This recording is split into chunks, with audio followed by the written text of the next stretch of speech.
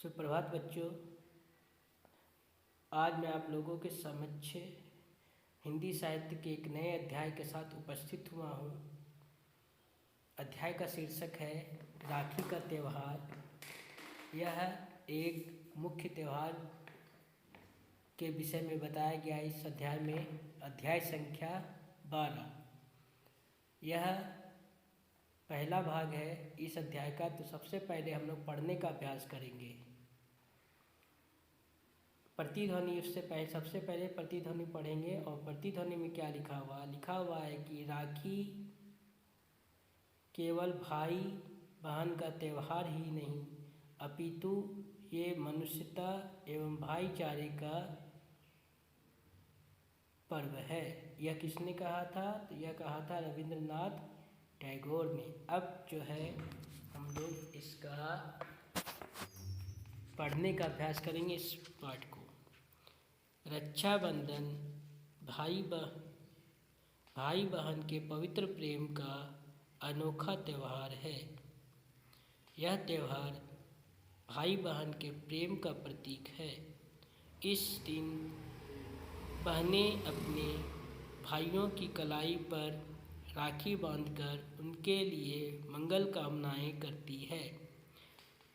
भाई भी बहनों को हर प्रकार की विपत्ति से रक्षा करने का वचन देते हैं। इस दिन बाज़ारों में खूब रौनक होती है। जगह जगह राखियाँ बेची जाती है। मिठाइयों की दुकानों पर भारी भीड़ जमा रहती है। सब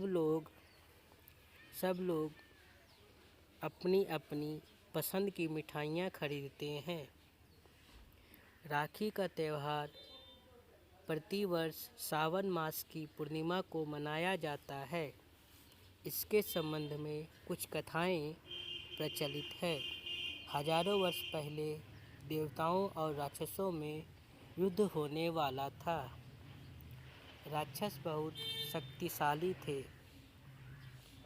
देवताओं के राजा इंद्र बार बार राक्षसों से पराजित हो जाते थे। इसलिए उनकी पत्नी शची ने कठोर तपस्या करके उनके लिए रक्षा सूत्र तैयार किया। जब वे युद्ध के लिए जाने लगे तो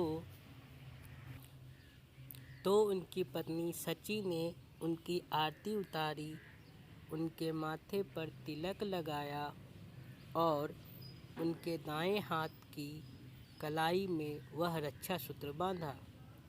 यहीं से रक्षाबंधन का त्यौहार आरंभ हुआ। धीरे धीरे त्यौहार का रूप बदला। यह त्यौहार भाई बहन के प्रेम का प्रतीक बन गया। जब देश में मुगलों का शासन था तो राखी बांधने की एक ऐतिहासिक घटना हुई। चित्तौड़ के राजा राणा सांगा की विधवा रानी कर्मवती के राज्य पर गुजरात के सुल्तान बहादुर शाह ने आक्रमण कर दिया।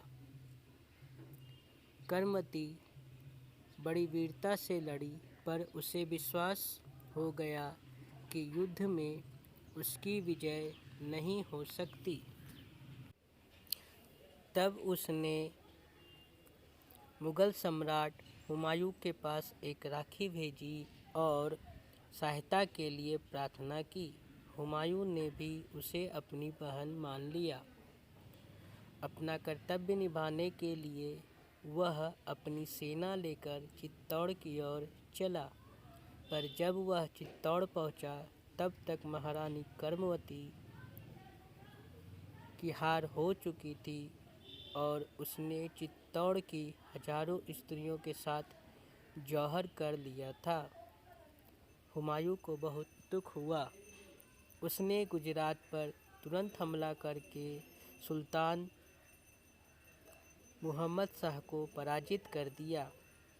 आज भी बहनें इस दिन राखी बांधते समय प्रार्थना करती है कि राखी उनके भाई को हर संकट से बचाए तथा भाई भी अपनी बहन की रक्षा का प्रण करते हैं। इसलिए राखी का बंधन रक्षाबंधन कहलाता है। तो यह आपके बुक में 2 प्रचलित कथाएं दी गई है। इसके अलावा भी बहुत सारी कहानियाँ जो है राखी के त्यौहार से जुड़ी हुई है। तो इस कहानी से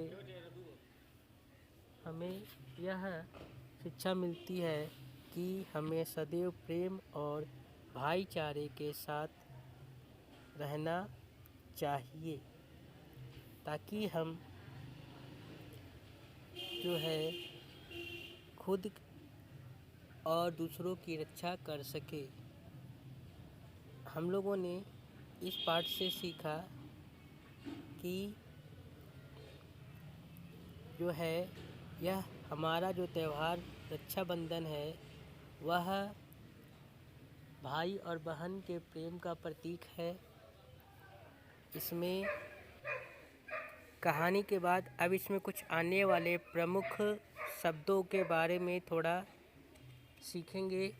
जैसे पहला शब्द जो है वह है पूर्णिमा। पूर्णिमा का मतलब होता है फुल मून डे, मतलब जिस दिन हम लोगों को चांद पूरा गोल दिखलाई पड़ता है। दूसरा वर्ड है प्रचलित। प्रचलित का मतलब होता है जो चीज़ें चलन में हो, उसे प्रचलित करते हैं। युद्ध का मतलब होता है लड़ाई। पराजित का मतलब होता है हार जाना। और इसके बाद तिलक का मतलब होता है टीका। सम्राट का मतलब राजा होता है। इसके बाद है तो ये कुछ जो है जौहर का मतलब होता है अपनी आत्मरक्षा के लिए किया गया आत्महत्या। अपना सम्मान बचाने के लिए, अपने सम्मान की रक्षा के लिए किया गया आत्महत्या जो है वह जौहर कहलाता है। तो स्टूडेंट, सबसे पहले आप लोग भी इस कहानी को पढ़ेंगे और अगर इसी से रिलेटेड, रक्षाबंधन से रिलेटेड और भी कोई कहानियाँ हैं तो उससे जानने का प्रयास करेंगे। अगले अध्याय में, इसके अगले भाग में जो है हम लोगों ने इसमें रीडिंग प्रैक्टिस किया, अगले में इसका वर्णन करेंगे। तब तक के लिए धन्यवाद।